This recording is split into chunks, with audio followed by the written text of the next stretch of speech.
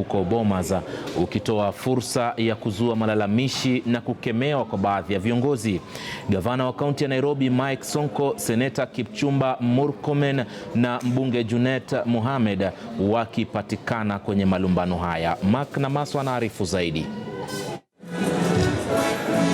Ripoti ya BBI inatarajiwa kushughulikia mianya na mapungufu ya mfumo wa uongozi nchini Kenya. Lakini kwenye uzinduzi wake, gavana wa Kakamega Wycliffe Oparanya aliamua gavana mwenyeji sharti apewe nafasi ya kwanza kuzungumza. Wezi wacha viongozi wa nje huko kuja kukaribisha watu Nairobi, na mwenye Nairobi yako hapa. Ukaja wakati ambapo mpangilio wa wanenaji kwa baadhi ya viongozi ukionekana kupendelea mrengo wa kieleweke dhidi ya tangatanga, mori ikiwapanda viongozi akiwemo Seneta Kipchumba Murkomen. Your Excellency, it will be a lie for me to leave this stage without saying that this program has been skewed to leave other people who have different opinions to speak what they want to say. I demand the right for my views to be heard in the Republic of Kenya, like every other citizen of this republic. You come here, you speak for yourself and you go away. The first one.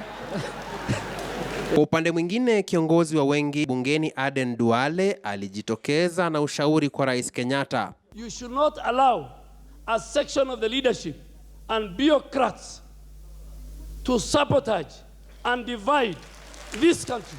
Shida iko kwa hii Bomas of Kenya today. This is where the problem lies. Na wewe mwenyewe umeona speaker after speaker.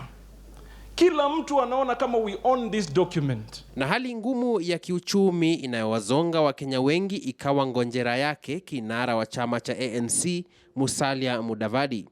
Kenya is one of the few countries that you can call a public rally at Uhuru Park on a weekday and it will be full because of unemployment.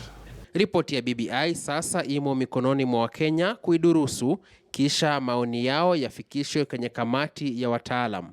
Mapendekezo yake yatawasilishwa bungeni au mbele ya Wakenya tena kwenye kura ya maoni. Mark na Maswa, KTN News.